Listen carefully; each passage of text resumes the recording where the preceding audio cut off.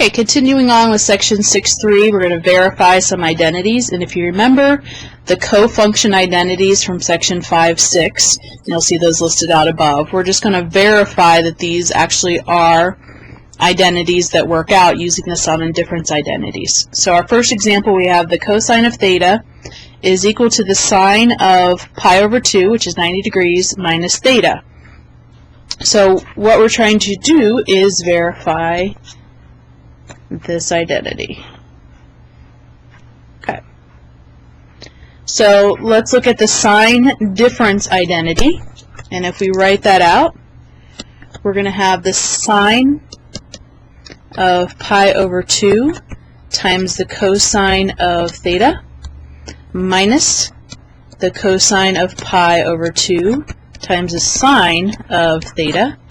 And looking at our table, if you remember what those are, the sine of pi over 2 or the sine of 90 degrees is 1. So it's going to be 1 times the cosine of theta minus the cosine of pi over 2 or cosine of 90 degrees is 0 times the sine of theta. Well, 0 times anything is 0, so we just end up with 1 times the cosine of theta, which is the cosine of theta. And here we've just verified our identity, cosine of theta equals cosine of theta. And you can do that same thing with the other co-function identities, but we just checked that one. Use the sum or difference identities to verify this given identity. So here we have, again, a sine difference of 3 pi minus x, and we want to make sure that that equals sine x. So start with the more complicated side, which is obviously the one on the left. So if we rewrite this, this is sine of 3 pi times the cosine of x minus the cosine of 3 pi times the sine of x. And we want to check to see if this really equals sine of x. Well, if you need to, you can do a little sketch here. Halfway around is pi, 2 pi, 3 pi. So here's our angle 3 pi. It's excuse me.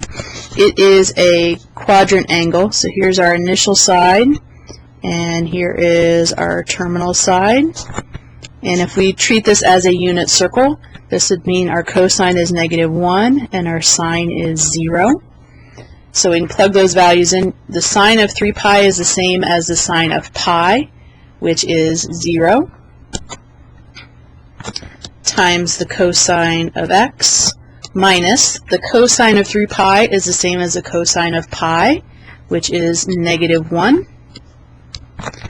times the sine of x. And the opposite of -1 is 1. 1 times the sine of x is just the sine of x.